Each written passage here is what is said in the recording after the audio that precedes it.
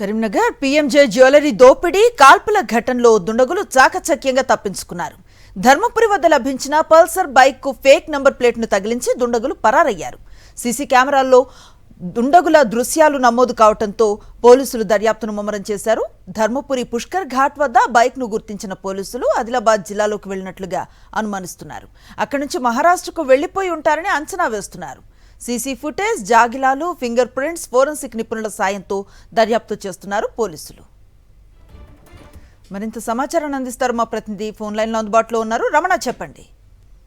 Anusri, PMJ jewellery కేసులో 5 నిందితులు దుండగులు ఉన్నారు. అయితే ఒక బైక్ మాత్రమే ఇప్పుడు ప్రస్తుతం మనకు ధర్మపురి పుష్కర ఘాట్ వద్ద లభించింది. అయితే వీళ్ళు మొత్తం కూడా ఎక్కడ కూడా మెయిన్ రోడ్స్, ప్రధానమైన రహదారి ఎక్కడ కూడా ఉపయోగించకుండా కేవలం కెనాల్స్ ద్వారా వెళ్లి గోదావరి పుష్కర ఘాట్ వద్ద మనకి ఇప్పుడు ఒక బైక్ లభించింది. జాగిరాలను తీసుకెళ్లి పోలీసులు అక్కడ పరిశోధన చేసినప్పుడు ఆ జాగిరాలు నేరుగా గోదావరి నది దగ్గరికి వెళ్లి ఆగిపోయాయి. నీళ్లు ఉంటాయి అంటే సమ్మర్ టైం కాబట్టి కొంచెం నీటి ప్రవాహం తక్కువ ఉంటుంది. జిల్లా ధర్మపురి అటు గోదావరి దాటితే కనుక అటు ఆదిలాబాద్ జిల్లాకు వెళ్ళగలుగుతారు.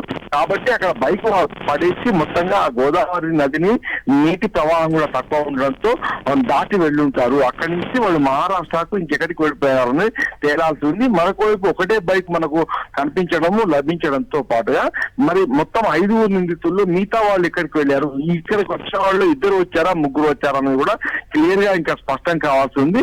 అయితే మొత్తంగా వాళ్ళు మాత్రం ఒక పక్కా ప్లాన్ ప్రకారము ఇంటర్నల్ రోడ్స్ లో ఏ విధంగా వెళ్ళారా పోలీసులు కంటపడకుండా దొంగలు చాకచక్యంగా చేశారని చెప్పుకోవచ్చు.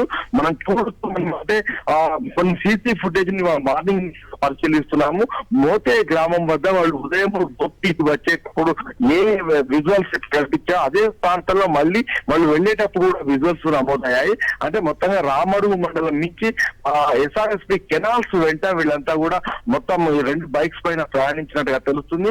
మరి పోలీసులు అయితే ట్రేస్ అవుట్ చేస్తున్నారు. పూర్తి స్థాయిలో ఎక్కడికక్కడ పోలీస్ స్టేషన్ లో సీసీ ఫుటేజ్ పరిశీలించడంతో పాటుగా ప్రత్యేక వాహనంలో కూడా దాన్ని ట్రాక్ చేస్తున్న పరిస్థితి అయితే కనిపిస్తుంది. కాకపోతే దొంగలు అత్యంత చాకచక్యంగా తప్పించుకునే నేపథ్యంలో వాళ్ళు ఇప్పుడు అప్పుడే దొరుకుతారా లేదా అనే అనుమానం మాత్రం మనకు కనిపిస్తుంది. Right, thank you Ramana.